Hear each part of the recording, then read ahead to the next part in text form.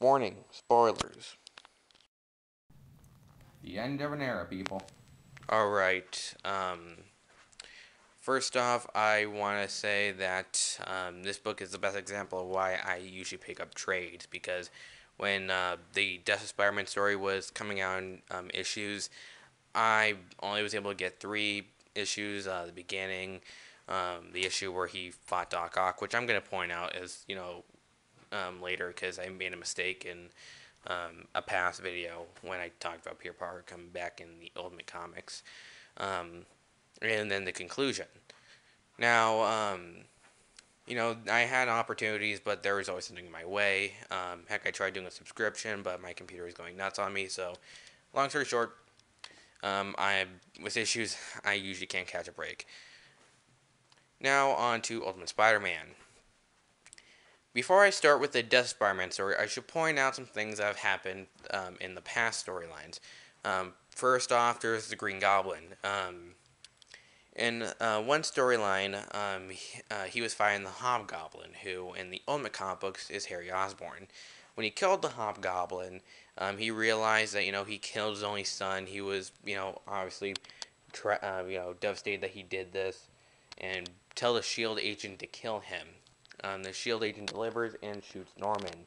So he's believed to be dead after that, and then we have the Gwen Stacy clone who had parts of the Carnage, you know, in her DNA in the Ultimate Clone Saga. She came back, and during a battle with Venom, she lost part of the Carnage inside her when Venom absorbed it, where he became even more vicious and deadly. But I'm going to talk about that later um, in another review. And she ended up, going back to live with Peter and Aunt May.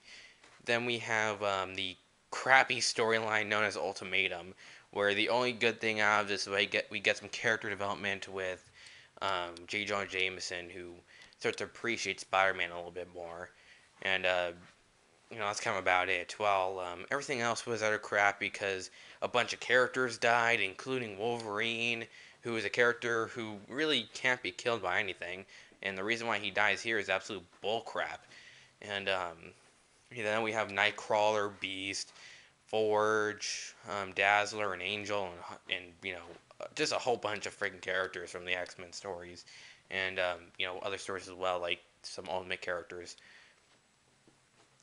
The but yeah, it kind of ends up with Kitty Pryde and Iceman end up living with Peter and Aunt May, which is weird because, well, Kitty and Peter used to date, as I said in my Ultimate Clone Saga review, and she and Peter left her for MJ, so really awkward there.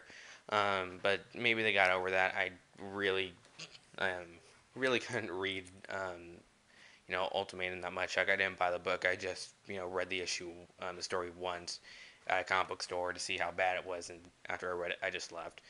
Um, then after that, we had Johnny Storm, who ended up living with Peter too, in the storyline after. So yeah, a lot has happened to Peter since Ultimate Clone Saga. Since, and that's kind of obvious there. The story begins with Norman Osborn waking up from whatever he was in, a coma, I guess, and he's wondering of how the heck he's still alive. And um, no one, and the Shield agents there say, you know what, that's a good question. We're gonna find out to see how the heck that's possible and what's making you tick. They believe that he doesn't have powers anymore, but as we learn later, that's not the case.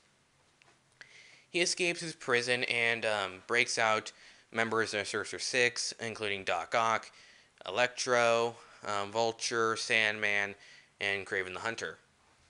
They all get out on a helicopter, and Norman says that, what, I got plans for Peter Parker, because he believes that he was brought back solely to kill Peter. He believes that this was meant to happen. I was brought back to kill Peter Parker, and obviously the freaking other members of Sorcerer Six think he's freaking crazy.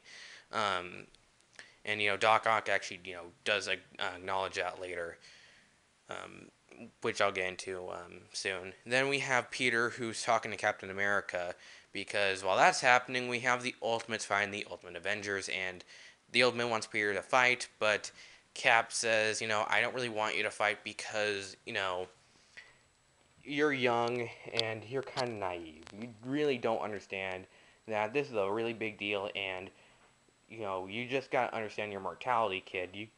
This is really serious. You could die in battle. But Peter's like saying, yeah, I can handle myself. And after that, we have a big superhero fight on a bridge, which ends up going pretty badly. And Norman and the other villains are watching this on the news, and that's where Doc Ock just tells Norman, "I'm out. I don't want to do this.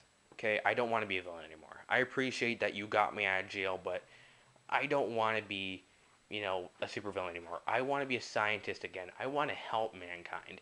Norman is kind of pissed off that he said that, saying that he is a weakling and he has no need for him, and he fights Doc Ock on the street. Doc Ock tries to fight Norman off, but he kills him, and then, Spider-Man finds his body when MJ says that it was on the news, the only channel that wasn't showing the, Ultimate fighting the Avengers, and Peter's, very shocked to see this and find it, especially how his body was left. Um, he goes to Aunt May and Gwen and tells him to leave, go somewhere safe where they can't find him, and leave a note for Johnny and Bobby, so they know that they have to leave the house also. After that, Peter ends up finding Captain America confronting Nick Fury on a bridge where the Punisher is ready to shoot Captain America. Peter pushes Cap out of the way and he gets shot instead. Um, and after that shot, explosion happens and Peter wakes up, and he knows that this wound is pretty bad. And he has to go to a hospital, but he doesn't know how he's going to do this because if he goes, this could risk his secret identity. He covers the wound with webbing until he can find out, what he can do and how the heck he's gonna, fix this. And while this happens, he finds the Sinister Six, or the Sinister Five, since Doc Ock's dead, heading towards his house. And there, Peter realizes that there's no way he's gonna be going to a hospital anytime soon. This story was very well written. It was well done by Bendis, obviously. He's done every single book, as I said before, on Ultimate Spider-Man. And you could really see that he was really working hard on this one. That, there was times where you kind of feel like he was emotional when he wrote this.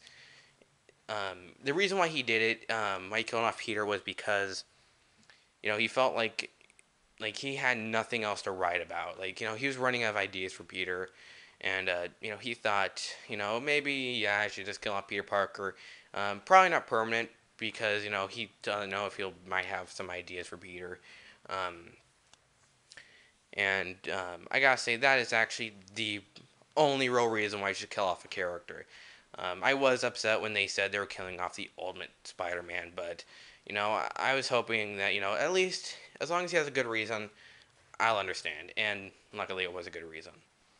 The artwork is done by Bagley, and I have to say it was a good choice to have him back on here because it began with him and Bagley, it should end with him and Bagley. Um, and if I have the only real issue I have with it is this one thing where they kind of a red herring that Norman isn't dead. That's just a personal thing for me. I kind of feel like that was kind of off after we have this really tragic moment where Peter dies and tells his aunt that he was at least was able to save her when he failed to save Ben, and which I'm also kind of happy that that final battle that Peter has with the supervillains has something involving Miles too, because we learn later that Miles actually was in the neighborhood when Peter was fighting the villains and decided not to fight them, which I think is really good. But I'll talk about that later when I review the all-new Ultimate Spider-Man Volume 1 when I get my hands on it. I only have the issue. Um, then, as for the issue where I kind of messed up with the Doc Ock part in my What If Peter Parker comes back to Ultimate Spider-Man, I point out Doc Ock as one of the threats that could fight that Miles had to fight. forgetting that he, didn't want to be villain and he died. I just want to say I'm sorry for that. Um, there, but now on to what I have to say about the story on a whole. If you are a fan of Ultimate Spider-Man or just Spider-Man in general, you're gonna love it. This basically represents what Spider-Man's all about.